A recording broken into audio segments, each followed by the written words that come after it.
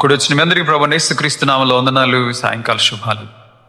అదేవిధంగా మరి పిలవగానే వారి బిజీ షెడ్యూల్లో కూడా మన దగ్గరికి మనల్ని ప్రేమించి వచ్చినటువంటి ప్రియులు మా సహోదరులు సామెలయ్య గారికి వందనాలు. యవ్వన ప్రాయంలోనే ప్రభు కొరకు వారి జీవితాలను సమర్పించుకొని వాటరేవు ప్రాంతంలో దేవుని పరిచర్య చేస్తూ ఉన్నారు. మరి మా శిష్య బృంద సహవాసంలో సామెలయ్య గారు కూడా ఒక సభ్యులు. ఈరోజు వారు మనతో ఉండడం ఎంతో సంతోషం. వారిని ప్రేమతో ఆహ్వానిస్తూ సమయాన్ని వారికి అప్పగిస్తున్నారు.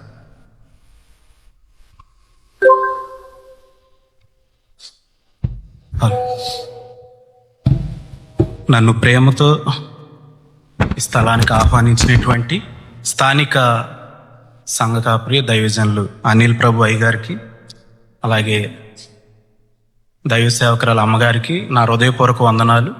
అలాగే చేరవచ్చిన మీ అందరికీ ప్రభు నామం పేరిట వందనాలండి.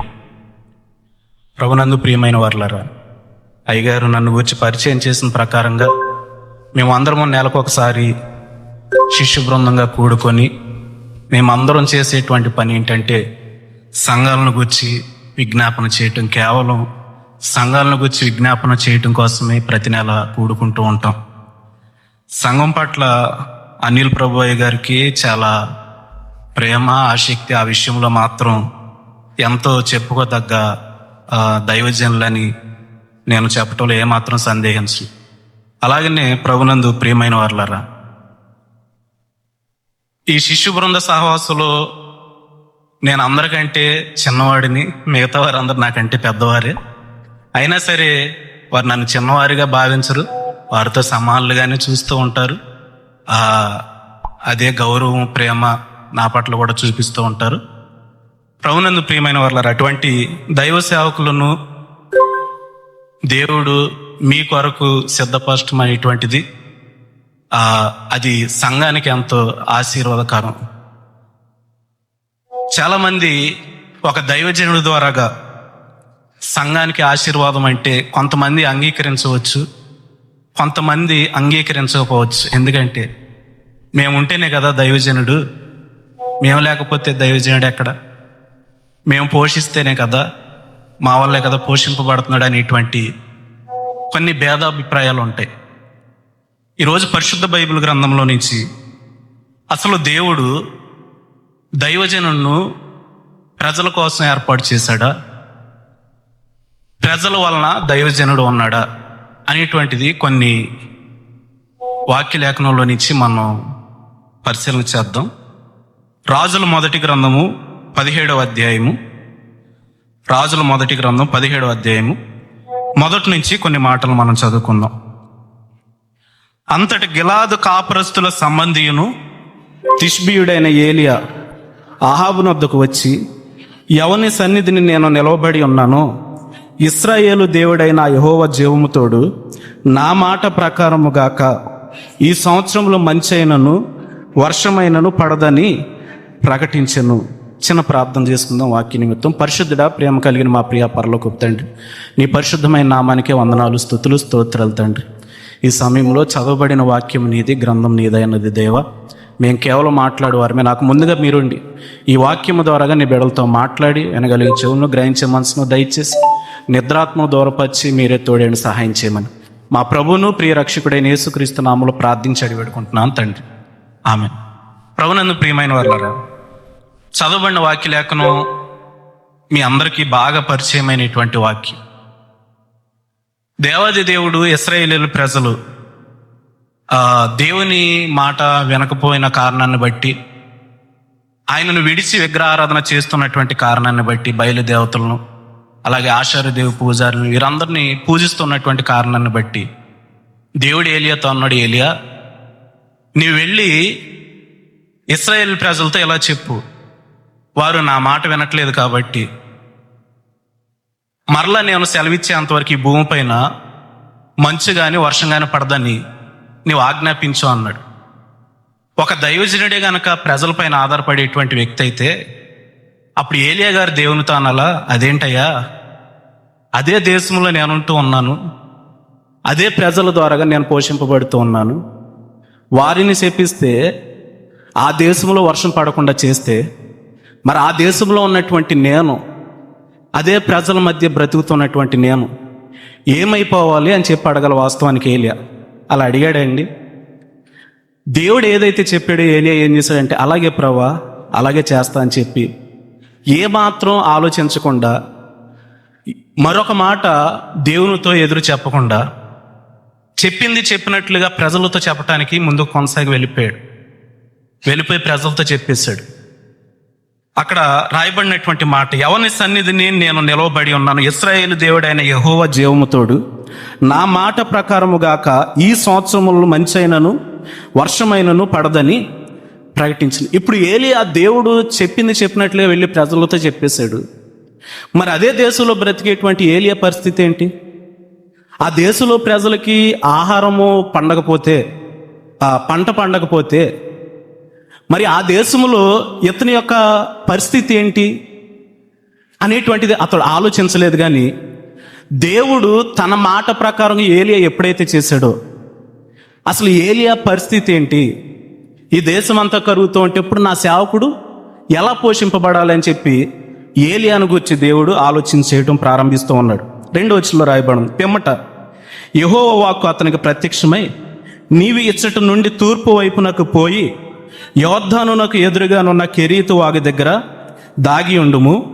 ఆ వాగు నీరు నీవు త్రాగుదు, అచ్చటికి నీకు ఆహారము తెచ్చినట్లు నేను కాకోలమునకు ఆజ్ఞాపించి తినని అతనికి తెలియజేయగా, దేవుని యొక్క అద్భుతమైనటువంటి ఆ యొక్క కార్యాన్ని తన దైవజనుడి పట్ల ఏ విధంగా చేస్తూ ఉన్నాడు అనేటువంటిది మనం పరిశీలన చేస్తే, దేవుడు ఆ ప్రజలను గూర్చి తన సేవకుని ద్వారాగా చెప్పించిన తరువాత తన సేవకుని యొక్క పోషణ గురించి ఆయన ఎంత అద్భుతంగా ఆలోచన చేశాడంటే, ఏలియా, ఇదే దేశంలో నీవు ఉంటూ ఉన్నావు కాబట్టి నీవు కరుగుతూ ఉండటం నాకు ఇష్టం లేదు. నీవు పలాని కెరీతు వాగు దగ్గరికి వెళ్ళు, అక్కడ నేను పోషిస్తాను అన్నాడు. ఏలియా అనాలా, ప్రభువా, మనుషుల మధ్య ఉంటే ఎవరో ఒకరు నన్ను పోషిస్తారు, లేదా ఎవరో ఒకరు నాకు తినటానికి ఆహారం పెడతారు. ఆ వాగు దగ్గరికి వెళ్తే ఎవరో లేనటువంటి ఆ స్థలంలో నాకు ఆహారం ఎవరు పెడతారు అని చెప్పి ఏలియా ప్రశ్నించాడు. కానీ దేవుడు ఏ మాట చెప్పినా ఏలియా ప్రశ్నించకుండా అలాగే ప్రభువా అని వెళ్ళిపోవటం మనం గమనిస్తూ ఉంటాం. దేవుని మాట పైన అదే విశ్వాసంతో, దేవుని మాట పైన అలాగే ఆధారపడి వెళ్ళిపోతున్నటువంటి ఏలియా కూడా అద్భుతమైనటువంటి రీతిలో దేవుడు ఎలా పోషిస్తూ ఉన్నాడు అనేటువంటిది మనం పరిశీలన చేస్తే, దేవుడు చెప్పాడు కెరీతు వాగు దగ్గరికి వెళ్ళమని, వెళ్ళిపోయాడు. వెళ్ళిపోయిన తర్వాత అక్కడ చాలా చక్కగా రాయబడుతుంది, ఉదయము రొట్టె మాంసము, సాయంత్రము రొట్టె మాంసము ఏలియాకి ఇచ్చి దేవుడు పోషిస్తూ ఉన్నాడు. ఎవరి ద్వారాగా? మనుషుల ద్వారాగానా? మనందరికీ తెలుసు కాకుల యొక్క స్వభావము ఎలాంటిది అనేటువంటిది, పిల్లల చేతిలో ఉన్నటువంటి ఆ యొక్క వస్తువులనే లాక్కుపోయేటువంటి స్వభావం. కానీ దేవుడు వాటి నోళ్లలో ఆ యొక్క రొట్టెను లేదా ఆ రుచికరమైనటువంటి మాంసాన్ని పెట్టి పంపిస్తూ ఉన్నప్పుడు అవి ఎంతగా తమను తాము తమాయించుకొని ఆ ఆహారాన్ని ఏలియా దగ్గరికి తెచ్చి ఉంటాయో మనం పరిశీలన చేయొచ్చు. కారణం ఏంటంటే, దేవుడు మనుషుల ద్వారాగా అది పంపించుంటే అది సాధారణంగా జరిగేటువంటిదే కదా అని మనం ఆలోచన చేస్తాం. కానీ దేవుడు చేసేటువంటి దానిలో ఏదో ఒక గొప్పతనం కనబడాలి. ఆ గొప్పతనం కనబడేటువంటి విధానంలో ఏలియాన్ని పోషించేటువంటి ఆ విధానాన్ని మనం పరిశీలన చేస్తే ఎంతో గొప్పగా దేవుడు పోషించాడు. అయితే ఇక్కడ ఆలోచించవలసినటువంటి విషయం ఏంటంటే, అక్కడ 7వ వచనంలో రాయబడి ఉంది, కొంతకాలం అయిన తరువాత దేశంలో వర్షము లేక ఆ నీరు ఎండిపోయెను. ఏలియాని దేవుడు ఏ వాగు దగ్గరికి అయితే వెళ్ళి ఉండమన్నాడో ఆ కెరీతు వాగు దేశంలో వర్షం లేనటువంటి కారణం వల్ల అది కొంతకాలానికి ఎండిపోయింది. కొంతకాలానికి ఎండిపోయినప్పుడు అప్పుడు దేవుడు అంటూ ఉన్నాడు, ఏలియా, ఇక్కడ వాగు ఎండిపోయింది కదా, నీవు ఇక్కడ కాదు పలానా సారేపతు అనేటువంటి ఊరికి వెళ్ళు, నేను నిన్ను అక్కడ ఒక విధవరాలు దగ్గర పోషిస్తానని చెప్పి దేవుడు ఆజ్ఞాపించాడు. ఇప్పుడు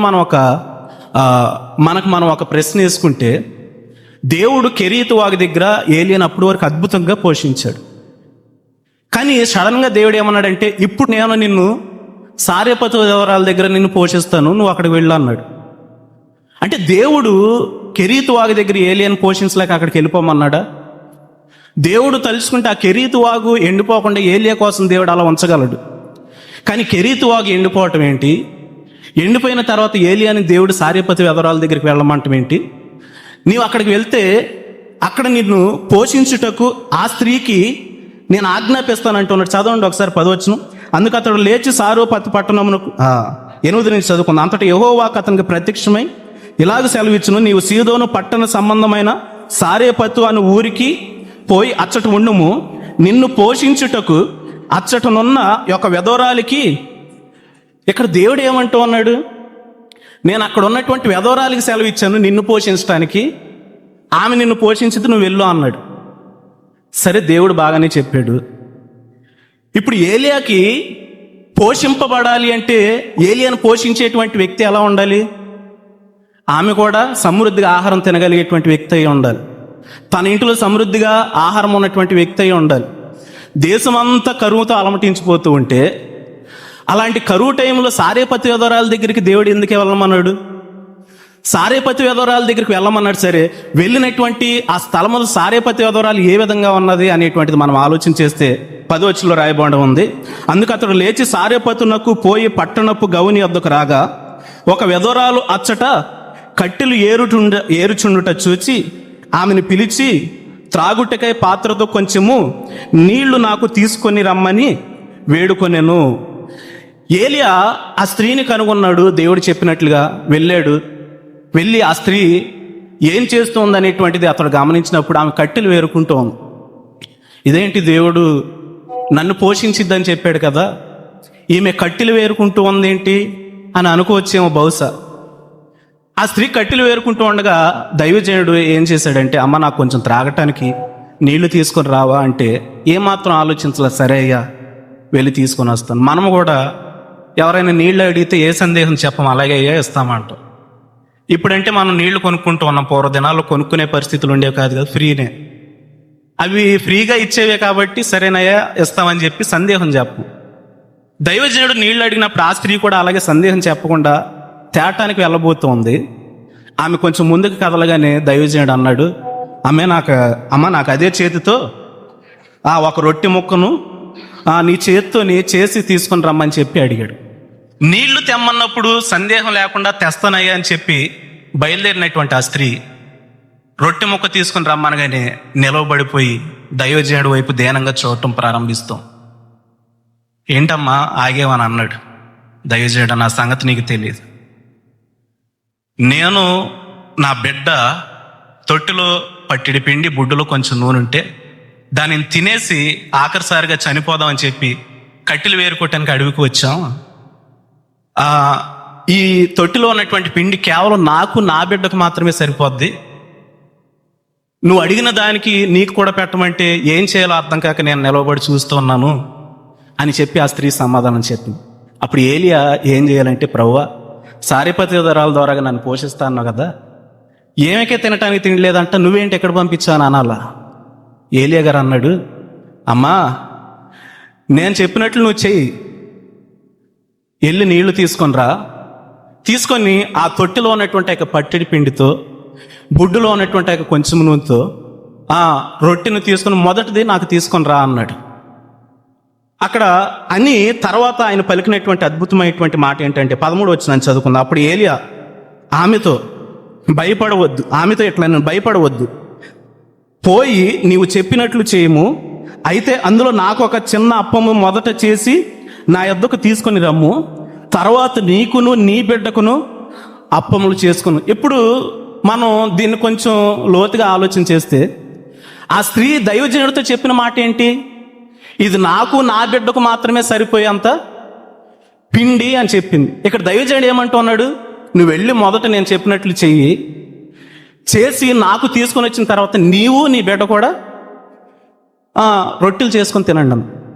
అంటే ఇంతకుముందు ఆమె చెప్పినప్పుడు ఆమె బిడ్డకి సరిపోయే అంత పిండి, దైవజనుడు చెప్పినప్పుడు దైవజనుడికి సరిపోయి తర్వాత దైవజనుడు తిన్న తర్వాత కూడా ఆమె బిడ్డకి ఎలా సరిపోద్ది? లెక్క ప్రకారం ఒకరికి తగ్గాలి కదా ఆహారం. దైవజనుడు అన్నాడు, అమ్మా నువ్వు భయపడొద్దు, నువ్వు వెళ్ళు, నేను చెప్పినట్లు చేసి మొదటిది నీవు నాకు ఇచ్చిన తర్వాత నీవు నీ బిడ్డ కూడా రొట్టెలు చేసుకొని తినండి అన్నాడు. ఆ స్త్రీ చెప్పింది దైవజనుడు కదా అని ఆలోచన చేయకుండా వెళ్ళి ఆ ప్రకారమే చేస్తే అద్భుతం ఏంటంటే ఇద్దరికి మాత్రమే సరిపోతుందని ఆమె నోటితో ఆమె చెప్పినటువంటి ఆ స్త్రీ దైవజనుడికి ఇచ్చిన తర్వాత తాను, తనతో పాటు తన బిడ్డ, దైవజనుడు ముగ్గురు భుజించడం అక్కడ అద్భుతమైనటువంటి కార్యం కనబడుతుంది. దేవునికి స్తోత్రం. అంతేకాదు అక్కడ ఇంకా ఆశ్చర్యకరమైనటువంటి విషయం ఏంటంటే 14 వచనంలో అంటూ ఉన్నాడు, భూమి మీద యెహోవా వర్షము కురిపించే వరకు ఆ తొట్టిలో ఉన్న పిండి తక్కువ కాదు, బుడ్డులో నూనె అయిపోదని ఇశ్రాయేలీల దేవుడైన యెహోవా సెలవిచ్చుచున్నాడేనను. ఏలీ అన్నాడు, ఇది ఇప్పుడు మాత్రమే ఇలా జరిగింది అనుకుంటున్నావు ఈ కార్యం?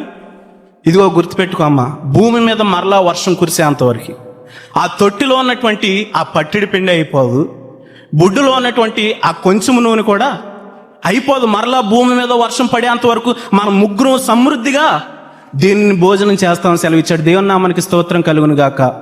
అంటే దేవుడు ఏలియాని సారేపతి విధవరాల దగ్గర పోషించడానికి ఏలియాని పంపించలా. దేవుని యొక్క ఆలోచన ఏంటంటే దేవుడు ఏలియాని పోషించాలి అనుకుంటే కెరీతు వాగి దగ్గరే పోషించవచ్చు. కెరీతు వాగి దగ్గర నుంచి దేవుడు ఏలియాని సారేపతి విధవరాల దగ్గరికి ఎందుకు పంపించాడంటే ఆ సమయంలో దేవుడు సారేపతిలో ఉన్నటువంటి ఆ విధవరాలని తన బిడ్డను కూడా పోషించవలసినటువంటి బాధ్యత దేవుని పైన ఉన్నది. అయితే ఆ సారేపతి విధవరాలని తన కుమారుని పోషించడానికి దేవుడు దైవజనుడిని ఆ స్థలమందు వాడుకున్నాడు. దేవుడు దైవజనులను ఎందుకు నడిపిస్తూ వచ్చాడంటే ప్రజలకు ఆశీర్వాదకరంగా ఉండటానికి, ప్రజల కుటుంబంలో లేమిని తీసివేయటానికి. ఈరోజు 3 సందర్భాలని మీ ముందు ఉంచబోతూ ఉన్నాను.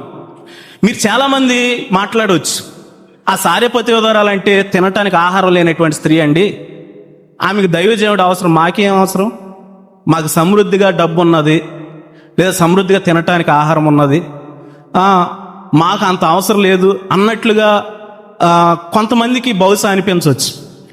ఇక్కడ ఆహారం లేనటువంటి వ్యక్తి కాబట్టి సారేపతి విధవరాలికి దైవజనుడు అవసరం అన్నట్లుగా మనకి అనిపించవచ్చు. అలాగే పరిశుద్ధ బైబిల్ గ్రంథంలో నుంచి రాజులు 2వ గ్రంథము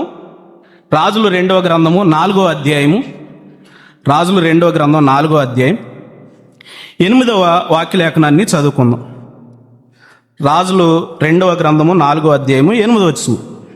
ఒక దినమందు ఎలీషా షునేము పట్టణమునకు పోగా అచ్చట గనురాలైన ఒక స్త్రీ భోజనమునకు రమ్మని అతన్ని బలవంతం చేసును. ఇంతకుముందు మనం చదువుకున్నటువంటి ఆ స్త్రీ ఒక విధవరాలు, అది కూడా భేద విధవరాలు. ఇక్కడ మనం చదువుకునేటువంటి ఈ స్త్రీ గనురాలు అని రాయబడుతోంది. ఆమె ఎంతటి గనురాలు అనేటువంటిది మనం పరిశీలన చేస్తే గెహాజీ ఆమెను గురించి పరిశీలన చేసి ఒకానొక సందర్భంలో అంటూ ఉన్నాడు, ఆమె సమృద్ధిగా ఆస్తి ఉన్నది, పనివారు ఉన్నారు, అలాగే ఈ దేశంలో రాజులు తమకు బంధువులుగా ఉన్నారు, రాజు కుటుంబీకులు తమకు బంధువులుగా ఉన్నారు, ఆమెకంటూ ఏది తక్కువ లేదు, అన్ని సమృద్ధిగానే ఉన్నాయని సెలవిచ్చాడు. అంటే అంతటి గనురాలు ఆమె ఆ స్థితి పరంగా మనం ఆలోచన చేసినట్లయితే.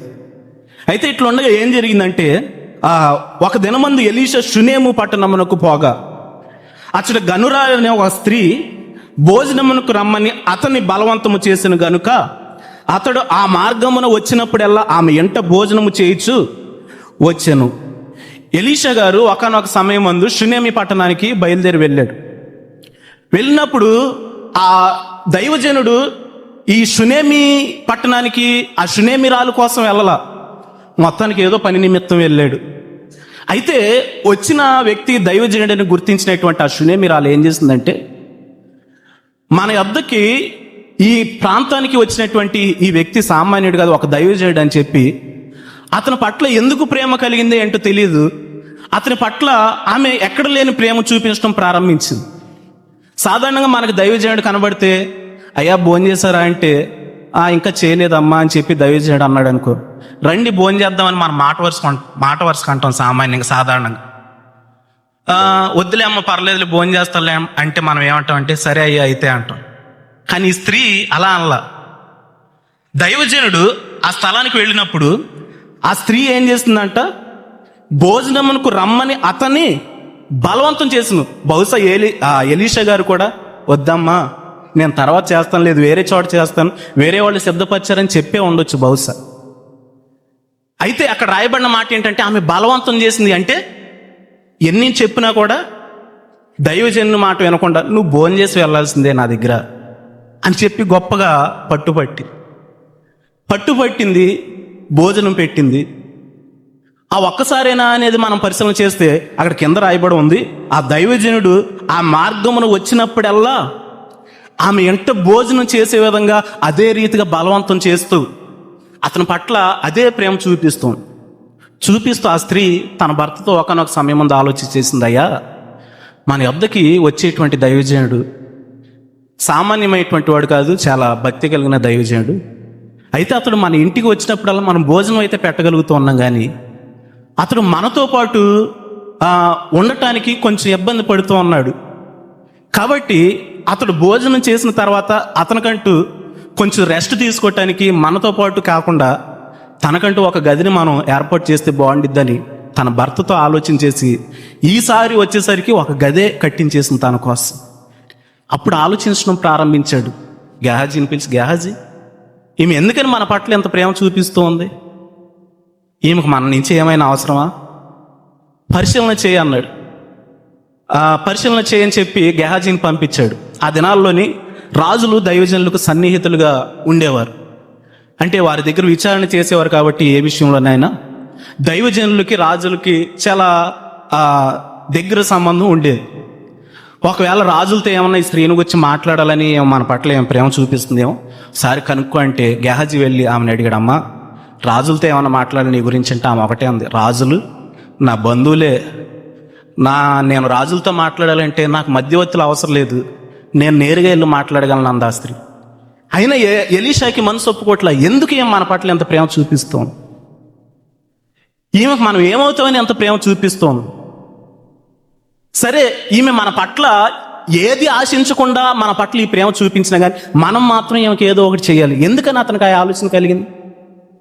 ఆ స్త్రీ దైవజనుడి పట్ల చూపించినటువంటి ప్రేమ దైవజనుణ్ణి ఆ స్త్రీ పైన ఆలోచించేలా చేసింది. ప్రభునందు ప్రియమైనటువంటి వారులారా, ఒక దైవజనుణ్ణి ఏ వ్యక్తి అయితే ప్రేమిస్తాడో ఆ ప్రేమించేటువంటి దైవజనుడు చాలా మంది అనుకుంటారు మా ఇంటి దగ్గర వచ్చి తింటున్నాడు వెళ్ళిపోతున్నాడని మనం అనుకుంటామేమో. ఆ తిన్నటువంటి రుణాన్ని దైవజనుడు అది ఊరికినే వదిలిపెట్టుకోడండి. ఎందుకు వారు నా పట్ల ఎంత ప్రేమ చూపిస్తున్నారు, దేనికి చూపిస్తున్నారు, వారి ద్వారాగా నాకు ఏదో ఒక మేలు కలగకపోతే నేను తిన్నదానికి ప్రతిఫలం ఉండదని దైవజనుడు ఖచ్చితంగా ఆ కుటుంబాన్ని జ్ఞాపకం చేసుకుంటూ ఉంటాడు. ఇక్కడ షునేమీరాలను గూర్చి కూడా ఆమె ఏమీ ఆశించకుండా దైవజనుడి పట్ల ప్రేమ చూపించినప్పటికీ దైవజనుడు ఏం చేశాడంటే ఆమెకి ఏదో ఒకటి చేయాలి. ఏది తక్కువైందో కనుక్కుంటే గెహాజీ, అయ్యా ఆమెకు అన్నీ సమృద్ధిగా ఉన్నాయి కానీ ఆమెకు గర్భఫలం మాత్రం లేదు అన్నాడు. అయితే దేవుడిని అడిగి ఆమెకు లేనటువంటి ఆ గర్భఫలాన్ని ఇచ్చేద్దాం అని నిర్ణయించుకున్నాడు. ఆ స్త్రీతో మాట్లాడాడు. ఆ స్త్రీ కూడా దైవజనుడు మాట నమ్మల. ఎందుకంటే బహుశా చాలామంది దైవజనులు చెప్పుకుంటారేమో ఇలాగే నీకు గర్భఫలం వస్తుందమ్మా అని చెప్పి. ఇంకొక కారణం ఏంటంటే ఆ భర్త ముసలివాడని రాయబడం. ఇన్ని కారణాలను బట్టి ఈ వయసులో నాకు పిల్లలు పుట్టేది ఏంటిలే అన్నట్లే కొంచెం అవిశ్వాసం చెందింది ఆ స్త్రీ.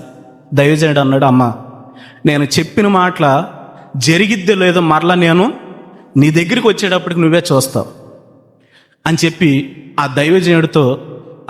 దైవజనుడు ఆ షునేమీరాలతో మాట్లాడి వెళ్ళిపోయాడు.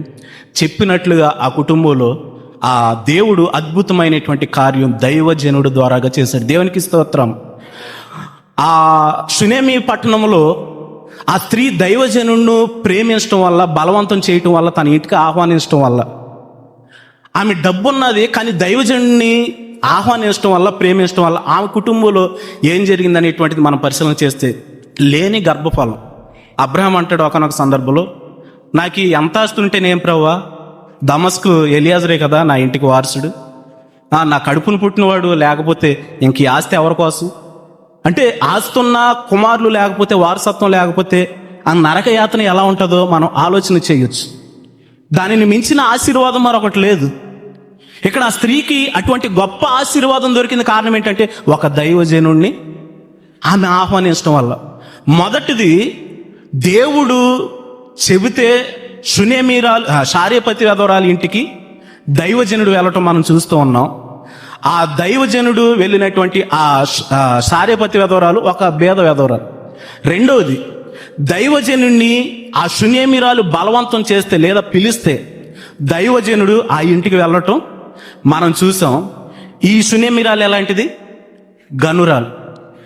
ఇంకా కొంతమంది తెలివిగా సమాధానం చెప్పొచ్చు, ఆ సారేపతి విధవరాల కంటే డబ్బు లేదు, దైవజనుడు అవసరమయ్యాడు. ఈ షునేమిరాల కంటే డబ్బు ఉన్నా కానీ ఆమె దగ్గర భక్తి లేదు, అందుకే దైవజనుడిని కోరుకుంది. నా దగ్గర అయితే భక్తి ఉంది, డబ్బు ఉంది, ప్రార్థన ఉంది, అన్నీ ఉన్నాయి అనేటువంటి వారు కూడా క్రైస్తవ జీవితంలో బహుశా ఉండొచ్చాము. అటువంటి వ్యక్తులకు కూడా అసలు దైవజనుడు అవసరమా? సరే, ఇప్పుడు మనం చెప్పుకున్న మాట ప్రకారం షునేమిరాలకి డబ్బు లేదు కాబట్టి దైవజనుడు అవసరం అనుకుందాం. ఇక్కడ క్షమించాలి, సారేపతి విధవరాలకి డబ్బు లేదు కాబట్టి దైవజనుడు అవసరం అనుకుందాం. షునేమిరాలకి డబ్బున్నా బహుశా భక్తి లేదేమో, అందుకే దైవజనుడు అవసరం అనుకుందాం. ఒకవేళ నిజంగా డబ్బు ఉండి భక్తి ఉంటే ఆ భక్తి డబ్బు ఉన్నటువంటి వ్యక్తికి దైవజనుడు అవసరం అంటారా? చూడండి, పరిశుద్ధ బైబిల్ గ్రంథం నుంచి అపోస్తలుల కార్యములు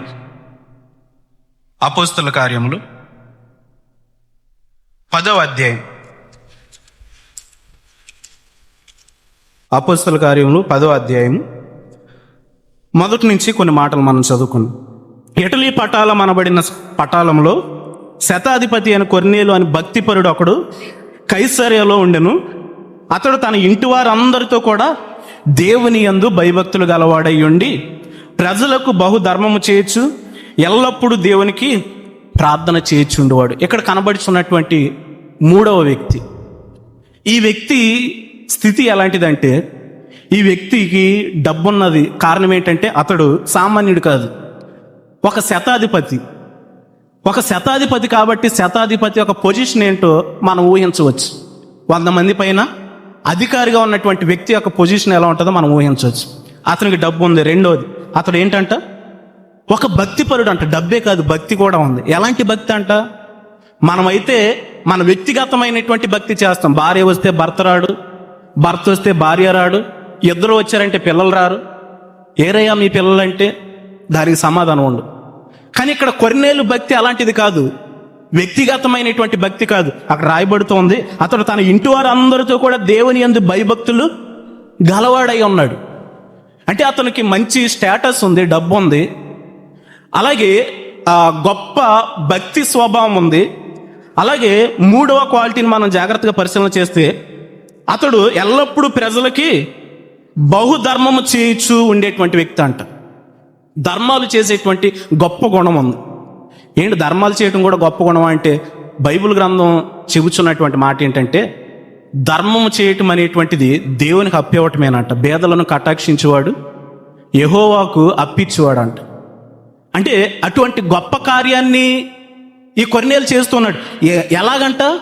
అప్పుడప్పుడు ధర్మం కాదంట. అక్కడ రాయబడి ఉంది, అతడు ఎల్లప్పుడూ ప్రజలకు బహుధర్మాలు అంటే లెక్కలేనన్ని ధర్మాలు చేస్తూ ఎల్లప్పుడూ దేవునికి ప్రార్థన చేయొచ్చుండేవాడు. గమనించండి, ఇప్పుడు మంచి స్టేటస్ ఉంది, భక్తి ఉంది, ధర్మకార్యాలు చేసేటువంటి గుణం ఉంది, ప్రార్థన స్వభావం ఉంది. ఇంతే ఉన్నాయా? చదవండి. పగలు ఇంచుమించు 3 గంటల వేళ దేవుని దూత అతని యొద్దకు వచ్చి కొర్నేలి అని పిలుచుట దర్శనమందు తేటగా అతనికి కనబడెను. అతడు దూత వైపు తేరి చూచి భయపడి, ప్రభువా ఏమని అడిగెను. అందుకు దూత, నీ ప్రార్థనలను నీ ధర్మకార్యములను దేవుని సన్నిధికి జ్ఞాపకార్థముగా చేరినవి. ఇప్పుడు మనం వాక్యాన్ని పరిశీలన చేస్తే ఇతడు ఈ 4 క్వాలిటీస్తో పాటు, డబ్బుతో పాటు, భక్తితో పాటు, ధర్మకార్యాలతో పాటు, ప్రార్థన చేయటంతో పాటు దర్శనాన్ని చూసే కెపాసిటీ ఉంది అతనికి. ఇంకా మనం పరిశీలన చేస్తే అతడు చేసినటువంటి ప్రార్థన ఎక్కడికి వెళ్తుందో అతడు స్వయంగా తెలుసుకోగలుగుతూ ఉన్నాడు. మన ప్రార్థన ఎక్కడికి వెళ్ళిద్దో మనకే అర్థం కాదు. భక్తుడు అంటాడు, వారు వ్యాధితో ఉన్నప్పుడు నేను గోనెపట్ట కట్టుకొని ప్రార్థన చేశాను, ఉపవాసం ఉండి నా ప్రాణాన్ని ఆయాసపరుచుకున్నాను, కానీ అయినను నా ప్రార్థన తిరిగి నా ఎదలోనికి వచ్చింది. మన ప్రార్థన చేస్తాం కానీ మన ప్రార్థన ఎక్కడికి వెళ్ళిందో మనకు తెలియదు. అది దేవుని దగ్గరికి వెళ్ళిందో తిరిగి మన దగ్గరికి వచ్చిందో మనం అర్థం కానిటువంటి పరిస్థితిలో ఉంటాం. అయితే ఇక్కడ కొర్నేలు చేసేటువంటి ప్రార్థన అలాంటిది కాదంట. అతడు ప్రార్థన చేస్తే దేవుని యొద్దకు చేర్చబడే విధంగా చేస్తాడంట. అంతేకాదు, అతడు ప్రార్థన చేస్తే దేవుని యొక్క దర్శనాన్ని చూడగలిగినటువంటి ఆ కెపాసిటీ మనకి ఇక్కడ కనబడుతుంది. ఇన్ని క్వాలిటీస్ ఒక క్రైస్తవుల్లో ఉంటే మంచి డబ్బు ఉండి, మంచి భక్తి ఉండి, ధర్మకార్యాలు చేసేటువంటి ఆ గొప్ప గుణం ఉండి, అలాగే ప్రార్థన చేసేటువంటి ఆ గొప్ప స్వభావం ఉండి, దేవుని దర్శనాన్ని ముఖాముఖిగా చూసేటువంటి కెపాసిటీ ఉంటే దయచేయని మాట వింటారండి. అయ్యా అలా కాదు, ఎలా అంటే నీ గురించే నేను చెబుతా, నీ గురించి నన్ను చెప్పమంటావా దర్శనం? ఎవరికి? దైవజనుడి గురించి మనం చెబుతాం అంటాం దర్శనాలు. కానీ ఈ కొర్నేలు అలాగా తనను తాను ఇచ్చించుకోలేదు, కానీ తనలో తాను గర్వించలేదు. కానీ ఇన్ని క్వాలిటీస్ ఉన్నప్పటికీ అతడు తల వంచి దేవుని దగ్గర మోకరించి ప్రార్థన చేస్తుంటే దేవుని దూత అతని దగ్గరకు వచ్చి ఏం మాట్లాడుతుందో మనం చూద్దాం. అతడు దూత వైపు తేరి చూచి భయపడి, ప్రభువా ఏమని అడిగిన. అందుకు దూత, నీ ప్రార్థనలను నీ ధర్మకార్యములను దేవుని సన్నిధికి జ్ఞాపకార్థంగా చేరినవి. ఇప్పుడు నీవు యొప్పేకు మనుషులను పంపి పేతురు అను మారు పేరు గల సీమోనును పిలిపించుము. అతడు సముద్రపు దరినున్న సీమోనను ఒక చర్మకారుని ఎంట దిగి ఉన్నాడని అతనితో చెప్పెను. ఇప్పుడు ఏమంటోంది దూత?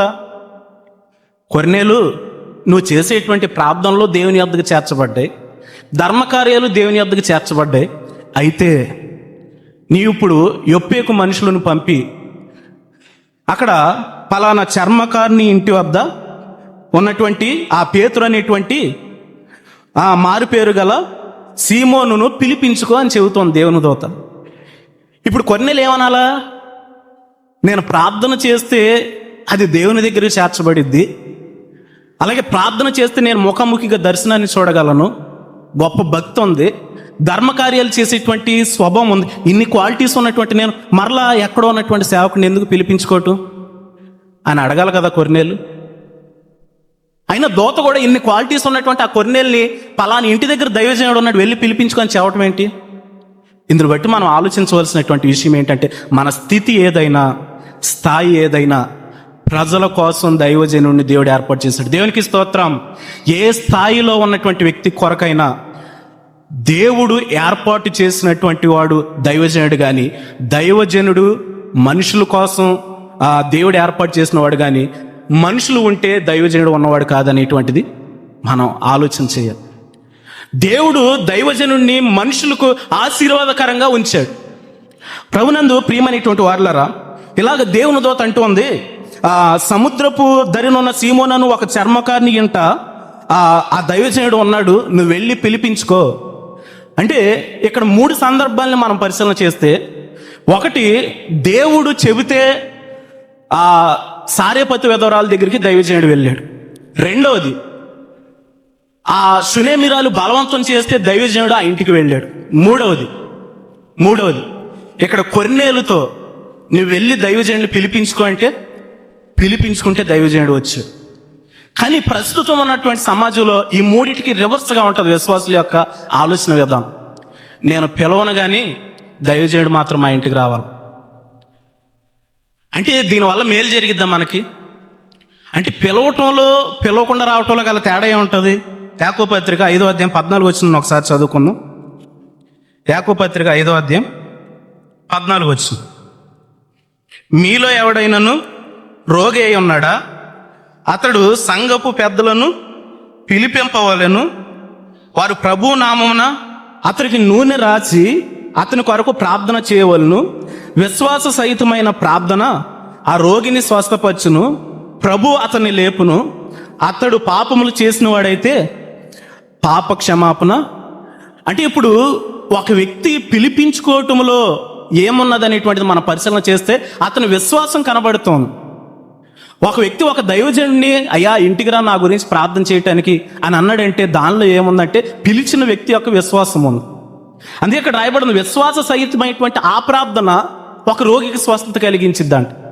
అంటే నువ్వు పిలిపించుకున్నందుకు దైవజనుడు నీకు ప్రార్థన చేసినందుకు ఉపయోగం ఉంటుంది. రెండవది, లేదా దైవజనుడు పలానా స్థలానికి వెళ్ళాలని దేవుడు ఆ వ్యక్తికి చెప్పి పంపిస్తే అప్పుడు దైవజనుడు నీ దగ్గరికి వచ్చి ప్రార్థన చేస్తే ఆ ప్రార్థన వల్ల నీకు ప్రతిఫలం ఉంటుంది. ఇంకొకటి మనం ఆలోచన చేస్తే, నీవు దైవజనుడిని కోరుకొని అతని ద్వారాగా ప్రార్థన చేయించుకోవాలి అని అనుకుంటే నీకు ఆ ఆశీర్వాదం అనేటువంటిది వస్తుంది. ఈ మూడు కాకుండా మనం నాలుగో విధంగా ఆలోచన చేసాం అనుకో, నేను పిలిచేదేంటి, ఆయనే వస్తాడులే, ఎవరి కోసం వస్తాడు, నేను అవసరం లేదా, నా కుటుంబం అవసరం లేదా, వస్తాడులే ఆయనే వచ్చి ప్రార్థన చేస్తాడులే. కొంతమంది ఉంటారండి, మీ దగ్గర సంగతి నాకు తెలియదు కానీ మా దగ్గర అయితే ఈ మధ్య కొంతమంది ఇళ్ళకి వచ్చి ప్రార్థన చేసి వెళ్తున్నారు. వారిని చూసి కొంతమంది ఏం చేస్తారంటే, ఇదిగో పలానా పాస్టర్లు, ఎవరో ముక్కు మొహం తెలియని వాళ్ళు వచ్చి మా ఇంటింటికి వచ్చి ప్రార్థన చేసి వెళ్తున్నారు. నువ్వు స్థానిక సంఘ కాపురవి, నువ్వు కనీసం ఇంటికి రావేంటి, ప్రార్థన చేయవేంటి? మా నాన్నగారు మాకు నేర్పిన అనుభవం ఏంటంటే, ఎవరైనా పిలిస్తేనే ఆయన ప్రార్థన చేయడానికి వెళ్ళేవాడు, లేదా దేవుడు ఆ పలానా చోటుకు వెళ్ళని చెబితేనే వెళ్ళేవాడు.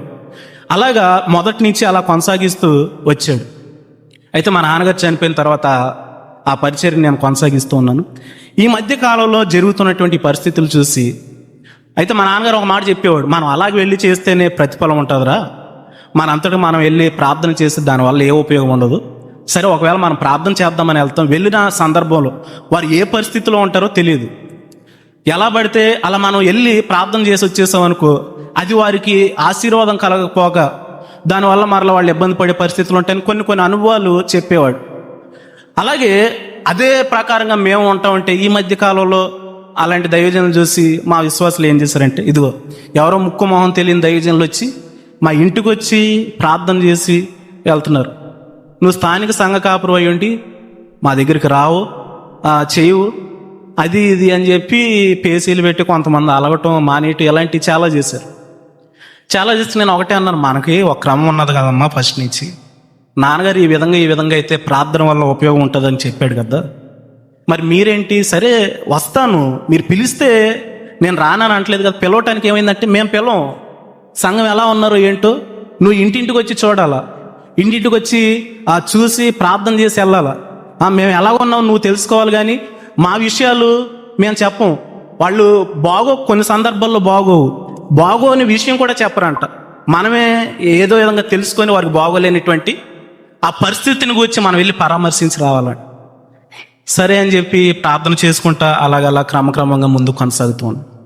కొంతమందికి అర్థమయ్యే విధంగా చెప్పామమ్మా, బైబిల్ క్రమం ఇది, బైబిల్ క్రమం ప్రకారంగా ఈ విధంగా ప్రార్థన చేయించుకుంటే ఆ ప్రార్థనలో మీ విశ్వాసం ఉంటుంది, ఆ విశ్వాసం ద్వారా మీకు స్వస్థత కలిగిద్ది. ఇక్కడ రాయబడినటువంటి మాట, మీలో ఎవడైనా రోగి అయి ఉన్నాడు, అతడు సంఘపు పెద్దలను పిలిపింపవలెను, వారు ప్రభు నామమున అతనికి నూనె రాసి అతని కొరకు ప్రార్థన చేయవలను. విశ్వాస సహితమైన ఆ ప్రార్థన ఆ రోగిని స్వస్థపరిచిన. ఒకవేళ పాపాలు చేసిన వాడైతే అతనికి పాప క్షమాపణ కలుగును.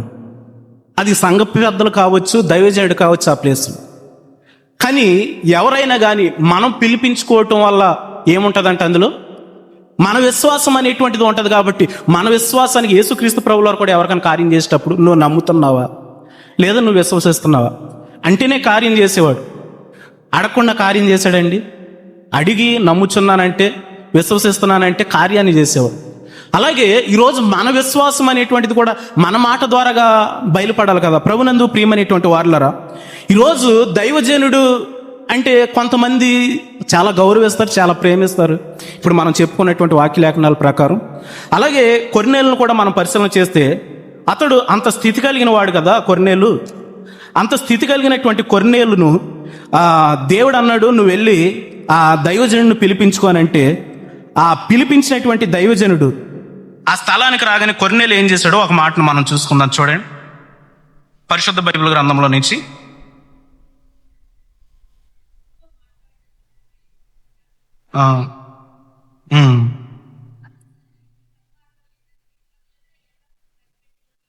25 వచ్చింది చదవండి అమ్మ. పేతురు లోపలికి రాగా కొర్నేలి అతన్ని ఎదుర్కొని అతని పాదముల మీద పడి నమస్కారం చేసినందుకు పేతురు, నీవు లేచి నిలువుము, నేను కూడా నరుడినే అని చెప్పి అతను లేవనెత్తి అతనితో మాట్లాడుచు లోపలికి వచ్చి అనేకులు కూడి ఉండుట చూచెను. ఇక్కడ చదవబడిన వాక్యలేఖనాన్ని మనం పరిశీలన చేస్తే, అతని కింద 100 మంది వంగి నమస్కారాలు పెడతారు, అంటే ఆ విధంగా పని చేస్తారు. ఈయన ఆ స్థితిలో ఒక అధికారిగా ఉన్నటువంటి వ్యక్తి అయ్యుండి ఒక దైవజనుడు రాగానే ఏం చేస్తూ ఉన్నాడు? పాదాభి వందనం చేస్తూ ఉన్నాడు. కానీ అది పేతురు గారు యాక్సెప్ట్ చేసినట్టయితే మనకు కనబడట్లేదు. కానీ అంటే అతడు దైవజనుడిని అంత స్థితి ఉన్నప్పటికీ, అంత భక్తి ఉన్నప్పటికీ, లేదా ధర్మకార్యాలు చేసే గుణం ఉన్నప్పటికీ, దర్శనాన్ని ముఖాముఖిగా చూసేటువంటి కెపాసిటీ ఉన్నప్పటికీ, అతడు దైవజనుడిని ప్రేమించేటువంటి విధానం ఎంత గొప్పగా ఉన్నదనేటువంటిది మనం పరిశీలన చేస్తే చాలా అద్భుతంగా ఉంది. ఇటువంటి ఆ క్వాలిటీని బట్టి అతడు ఏమాత్రం తన దగ్గర ఉన్నటువంటి ఆ దైవజనుడిని చిన్న చూపు చూడకుండా, లేదా దైవజనుడిని తక్కువ స్థాయిలో చూడకుండా ప్రేమించి, గౌరవించి అతడు తన ఇంటికి ఆహ్వానించి తన ఇంటిలో కూర్చోపెట్టుకున్న తర్వాత ఆ 33 వచ్చినని మనం పరిశీలన చేస్తే ఏం జరిగిందో చూద్దాం. వెంటనే నిన్ను పిలిపించితిని, నీవు వచ్చితివి. వెంటనే నిన్ను పిలిపించితిని, నీవు వచ్చినది మంచిది అని అంటూ ఉన్నాడు. ఇక్కడ కొర్నేలు ఒక దైవజనుడు రావటం మంచిది అన్నాడు. నిన్ను పిలిపించితిని, నీవు వచ్చితివి మంచిది. ఇక్కడ 2 విషయాలను జ్ఞాపకం చేసుకోండి. కొర్నేలు ఏమంటూ ఉన్నా, నేను నిన్ను పిలిపించాను, నీవు వచ్చావు, ఇది మంచిది. ఏది మంచిదంట? మనం పిలిస్తే దైవజనుడు మన దగ్గరికి రావటం అది మంచిది. అది దైవజనుడు కూడా గౌరవంగా ఉండిద్ది. దైవజనుడిని పిలవటం వల్ల మన పట్ల దేవునికి కూడా మన విశ్వాసం అనేటువంటిది అర్థమవుతుంది. ప్రభునందు ప్రియమైనటువంటి వారులరా, దైవజనుడు దేవుని యొక్క సంఘానికి లేదా ప్రజలకి ఎందుకు అంత ఆశీర్వాదకరం అనేటువంటిది మనం పరిశీలన చేసినట్లయితే యోహాను సువార్త 13వ అధ్యాయంలోని 20వ వాక్య లేఖనాన్ని ఒకసారి చదువుకుందాం. చూడండి, యోహాను సువార్త 13వ అధ్యాయము 20వ వచనం. నేను ఎవరిని పంపుదునో వాణ్ణి చేర్చుకునివాడు నన్ను చేర్చుకునివాడగును, నన్ను చేర్చుకునివాడు నన్ను పంపిన వాణిని చేర్చుకునివాడగనని మీతో నిశ్చయంగా చెప్పుచున్నానని వారితో. మీరు అనొచ్చు, దేవుడు మనకు ఆశీర్వాదం ఇవ్వాలి కానీ దైవజనుడు వస్తే ఆశీర్వాదం ఏంటి, ఇవన్నీ ఒట్టి మాటలు అన్నట్టుగా మనకు అనిపిస్తుంది. కానీ ఇక్కడ దేవుని యొక్క వాక్యలేఖనాన్ని మనం పరిశీలన చేస్తే దేవుని సేవకుడు ఎవరి స్థానంలో వస్తున్నాడు అనేటువంటిది మనం పరిశీలన చేస్తే దేవుని యొక్క స్థానంలో వస్తున్నాడు. ఆయన అంటూ ఉన్నాడు, మిమ్మును చేర్చుకున్నవాడు నన్ను చేర్చుకొనును అని అంటూ ఉన్నాడు. అంటే ఈరోజు ఒక దైవజనుడిని ఒక మనిషిగా మనం చూసి మనం మనిషిగా చేర్చుకున్నంత వరకు మనకి ఆ విధమైనటువంటి ప్రతిఫలం, బహుశా ఆశీర్వాదం అనేటువంటిది మనం మన కుటుంబ జీవితంలో చూడలేము, పొందలేము. కానీ ఈరోజు ఒక దైవజనుడిని చేర్చుకోవటం అంటే దేవుని యొక్క ఆశీర్వాదాన్ని మనం పొందుకోవటమే, లేదా దేవుని యొక్క మేలులు మనం పొందుకోవటం, దేవుణ్ణి చేర్చుకోవటమే అనేటువంటిది గనక మనం ఆలోచన చేసినట్లయితే మనం అనేకమైన మేలు పొందడానికి అవకాశం ఉంటుంది. మత్తయి సువార్త 10:40లో కూడా రాయబడి ఉంటుంది, మిమ్మును చేర్చుకునేవాడు నన్ను చేర్చుకొనును అని అక్కడ మాట్లాడడం చూస్తూ ఉంటుంది. లోక సువార్త 10:16లో రాయబడి ఉంటుంది, మీ మాట వినువాడు నా మాట వినును, మిమ్మును నిరాకరించేవాడు నన్ను నిరాకరించును, నన్ను నిరాకరించేవాడు నన్ను పంపిన వాడిని నిరాకరించిన. అంటే ఈరోజు ఒక దైవజనుడి మాట వింటే అది దేవుని మాట విన్నట్లుగా ఆయన సెలవిస్తూ ఉన్నాడు. దైవజనుడిని చేర్చుకుంటే అది దేవుణ్ణి చేర్చుకున్నట్లుగా ఆయన సెలవిస్తూ ఉన్నాడు. అలాగే లోకస్వార్త 6:40లో మనం పరిశీలన చేసినట్లయితే శిష్యుడు తన బోధకుని కంటే అధికుడు కాదు, సిద్ధుడైన ప్రతివాడును తన బోధకుని వలె. అంటే ఈరోజు చాలామంది బోధకుని కంటే ఎక్కువగా తాము భావిస్తారు, ఎక్కువగా మాకంటే బోధకుడే చిన్న స్థాయి అన్నట్లుగా కొంచెం బహుశా కొంతమందికి రావచ్చేమో ఆలోచన. కానీ ఒక బోధకుడు చిన్నవాడైనా పెద్దవాడైనా ఆయన దేవుని స్థానంలో ఉన్నాడు, దేవుని స్థానంలో నిలబడ్డాడు. కాబట్టి దేవుని యొక్క వాక్యం సెలవిస్తోంది, ఏ వ్యక్తి అయినా సరే బోధకుని కంటే అధికుడు కాదు, బోధకుని వలె ఉండటానికి ప్రయత్నించాలి తప్ప ఆయన కంటే అధికులుగా ఉండాలని ప్రయత్నించకూడదు అని చెప్పి వాక్యలేఖనం ద్వారాగా సెలవిస్తూ ఉంది. అలాగే మత్తయి సువార్త 10:24లో కూడా రాయబడి ఉంటుంది, శిష్యుడు బోధకుని కంటే అధికుడు కాదు, దాసుడు యజమాని కంటే అధికుడు కాదు అని అక్కడ మాట్లాడుతున్నాడు. ప్రభునందు ప్రియమైనటువంటి వారులారా, పరిశుద్ధ బైబిల్ గ్రంథంలో దైవజనుల పట్ల దేవుడు ఎంత ఆశీర్వాదాన్ని మన పట్ల దాచి ఉంచాడు. ప్రజల యొక్క క్షేమం కోసం దేవుడు దైవజనులను ఏర్పాటు చేశాడు. ఇలాగా చెప్పుకుంటూ వెళ్ళిపోవాలంటే చాలా సందర్భాలు పరిశుద్ధ బైబిల్ గ్రంథంలో వాక్యలేఖనాలు మనకు కనబడతాయి. ఈరోజు ఒక దైవజనుడు వల్ల ఎందుకు ఒక కుటుంబానికి లేదా ఒక గ్రామానికి ఎందుకు ఇంత ఆశీర్వాదం అనేటువంటిది మనం జాగ్రత్తగా పరిశీలన చేసినట్లయితే చూడండి, పరిశుద్ధ బైబిల్ గ్రంథంలోంచి ఒక మాటని చూసుకుందాం. యెషయా గ్రంథము 62వ అధ్యాయము 6వ వచనాన్ని ఒకసారి చదువుకుందాం. యెషయా గ్రంథం 62వ అధ్యాయము 6వ వచనం. యెరూషలేమా, నీ ప్రాకారముల మీద నేను కావలి వారిని ఉంచి ఉన్నాను, రేనను పగలైనను వారు మౌనంగా ఉండరు. ఈ ప్రాకారముల మీద కావలివారు అని మాట్లాడింది ఎవరిని గురించి అంటే ఒక దైవజనుడిని గురించి. ఒక దైవజనుడు వల్ల ఎందుకు అంత ఆశీర్వాదం అంటే, దైవజనుడు పగలు కానీ అలాగే రేయి కానీ వారు మౌనంగా ఉండరంట. దేవుడు వారికి అప్పగించినటువంటి సంఘాన్ని గురించి దేవుని దగ్గర అడగటం, ప్రార్థించడం, ఇదే వారి పని అంట. వీరు ఈ విధంగా చేసేటువంటి ఆ పనిలోని దేవుడు ఏం చేస్తున్నాడంటే సంఘానికి ఆశీర్వాదాన్ని కలగజేస్తున్నాడు. ఏ విధంగా ఆశీర్వాదం? హెబ్రీయులకు రాసిన పత్రిక 13-17 నేను ముగించడానికి ప్రయత్నిస్తాను. చూడండి, హెబ్రీయులకు రాసిన పత్రిక 13వ అధ్యాయం, హెబ్రీయులకు రాసిన పత్రిక 13వ అధ్యాయం 17వ వాక్యలేఖనాన్ని చదువుకున్నాం. మీ పైన నాయకులుగా ఉన్నవారు లెక్క ఒప్ప చెప్పవలసిన వారి వలె మీ ఆత్మలను కాయిచున్నారు. వారు దుఃఖముతో ఆ పని చేసిన ఎడల మీకు నిష్ప్రయోజనము గనుక దుఃఖముతో కాక ఆనందముతో చేయనట్లు వారి మాట విని వారికి లోబడి ఉండి. ఇప్పుడు మన పైన నాయకులుగా ఉంచినటువంటి దైవజనుడు మన గురించి ఏం చేస్తూ ఉన్నాడంట? మన ఆత్మలకి కాపలా కాస్తూ ఉన్నాడంట. ఇప్పుడు ఒక వాచ్మ్యాన్ ఉంటూ ఉంటాడు మన ప్రాంతాలకి. వాచ్మ్యాన్ పని ఏంటి? మనం అందరం ప్రశాంతంగా నిద్రపోతాం. మనం అందరం నిద్రపోతే వాచ్మ్యాన్ మెలకుగా ఉండి దొంగలు రాకుండా, మన ఇళ్లలో ఉన్నటువంటి వస్తువులు ఎవరు దోచుకొని పోకుండా జాగ్రత్తగా కాపలా కాస్తాడు. అలా కాపలా కాయబట్టి మనం ఏం చేస్తూ ఉన్నాం? ప్రశాంతంగా నిద్రపోతున్నాం. ఒక దైవజనుడిని కూడా దేవుడు ఆ స్థానంలో ఉంచాడు. ఒక కాపలావాడిగా ఇక్కడ దేవుడు చూపిస్తున్నాడు. మీ పైన నాయకులుగా ఉన్నవారు లెక్క అప్ప చెప్పవలసిన వారి వల్ల మీ ఆత్మలను కాయచున్నారు. కాబట్టి ఇప్పుడు కాపలా కాసేటువంటి దైవజనుడి పట్ల మనం ఎలా ప్రవర్తించాలనేది కూడా కింద చూపిస్తూ ఉన్నాడు. వారు ఊరికనే లేరు కాబట్టి, వారు ఖాళీగా లేరు కాబట్టి, వారు మీకోసం ప్రయాసపడుతూ ఉన్నారు కాబట్టి, మీకోసం వారు కాపలా కాస్తూ ఉన్నారు కాబట్టి, మీ ఆత్మల పట్ల వారు కాపలా కాస్తూ ఉన్నారు కాబట్టి, వారు దుఃఖముతో ఆ పని చేసిన ఎడల మీకు నిష్ప్రయోజనము. ఇప్పుడు నీ ఆత్మను గురించి కాపలా కాసేటువంటి దైవజనుడు గనక నిన్ను గురించి దుఃఖపడితే నీకేమవుతుందంట? ఈరోజు దేవుని దగ్గర దైవజనుడు తనకు అప్పగించినటువంటి ఆత్మలను గురించి ప్రార్థన చేస్తూ దేవుని దగ్గర మొరపెడుతూ ఉంటాడు. ప్రభువా, నీవు నాకు అప్పగించినటువంటి పలానా ఆత్మ నన్ను ఎంతగానో ప్రేమిస్తారు ప్రభువా, ఆ కుటుంబం నన్ను ఎంతగానో ఆదరిస్తారు అని చెప్పి ఆ కుటుంబాన్ని గురించి సంతోషంగా మొరపెట్టాడనుకో. మనం షునేమిరాలను చూసాం. ప్రభు, ఈమె నా పట్ల ఎంత శ్రద్ధాశక్తులు చూపిస్తోంది, ఎంత భయభక్తులు కలిగి ఉంటుంది, ఈమె ఎందును బట్టి ఎలా చేస్తుందో ఏంటో ప్రభువా, ఏమికి నువ్వు ఏదైనా చేయాలని చెప్పి దేవుని దగ్గర సంతోషంతో ఆమె గురించి మొరపెట్టాడు. మొరపెడితే దానికి ఆశీర్వాదం కలిగింది. ఇక్కడ వాక్యం కూడా అంటే అదే చెబుతుంది. వారు దుఃఖంతో ఆ పని చేసిన ఎడల మీకు నిష్ప్రయోజనం. సంతోషంతో ఆనందంతో చేస్తే మనకు ప్రయోజనం అంట. నిన్ను గురించి ప్రార్థించేటప్పుడు ప్రభువా, ఫలానా ఆత్మ నువ్వు నాకు అప్పగించావయ్యా, చాలా భయభక్తులు కలిగి ఉంటారు, లేదా చాలా ప్రేమగా చూసుకుంటారు, చాలా గౌరవిస్తారు, వారి ఇంట్లో వారి వాళ్ళే నన్ను చూసుకుంటారు అనే విధంగా నిన్ను గూర్చి దైవజనుడు దేవుని దగ్గర ప్రార్థన చేసే విధంగా నీవు జీవించేటువంటి విధానం ఉందనుకో, అది నీకు ఎంతగానో ఆశీర్వాదకరం. కొంతమందిని గూర్చి దైవజనుడు ప్రతి ఒక్కరిని గూర్చి ప్రార్థిస్తాడు, ప్రార్థించవలసిన బాధ్యత ఉంది.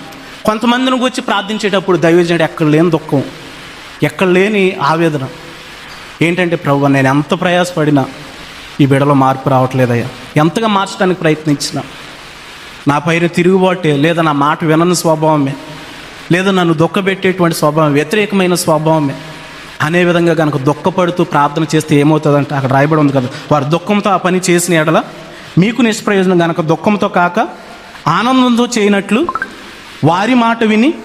ఈరోజు ఒక దైవజనుడు మాట మనం వింటే, వారిని మనం గౌరవిస్తే, నీ యందు దైవజనుడు సంతోషపడేవాడుగా ఉంటాడు. నీ యందు సంతోషపడి నిన్ను గూర్చి దైవజనుడు దేవుని దగ్గర ప్రార్థన చేస్తే, అది కూడా నిన్ను గూర్చి సంతోషంగా ప్రార్థన చేసి నిన్ను గూర్చి సంతోషంగా లెక్క అప్పు చెప్పేటువంటి వాడుగా దైవజనుడు కనుక ఉంటే, నీవెంతో ఆశీర్వదించబడతావు. దైవజనుడు నీకు ఆశీర్వాదకరంగా ఉండటానికి దేవుడు నీ వద్దకు నడిపించాడు. ఆ విధంగా నీవు ఆశీర్వాదాన్ని పొందుకోవాలంటే దైవజనుడు పట్ల నీవు పొందుకోవలసినటువంటి విధానం కూడా నీలో కలిగి ఉన్నప్పుడు దేవుడు ఖచ్చితంగా నిన్ను నీ కుటుంబాన్ని దీవిస్తాడు. అలాగనే మనందరి కుటుంబాలకి దేవుడు ఆ విధంగానే దైవజనుడిని ఏర్పాటు చేశాడు. మనం కూడా దైవజనుడి పట్ల అలాగే ఉండాలని చెప్పి ఆశిస్తూ ఈ నా మాటలు ముగిస్తున్నాను. అందరికీ వందనాలు. సమయం ఇచ్చినటువంటి దైవజనులకు నా హృదయపూర్వకం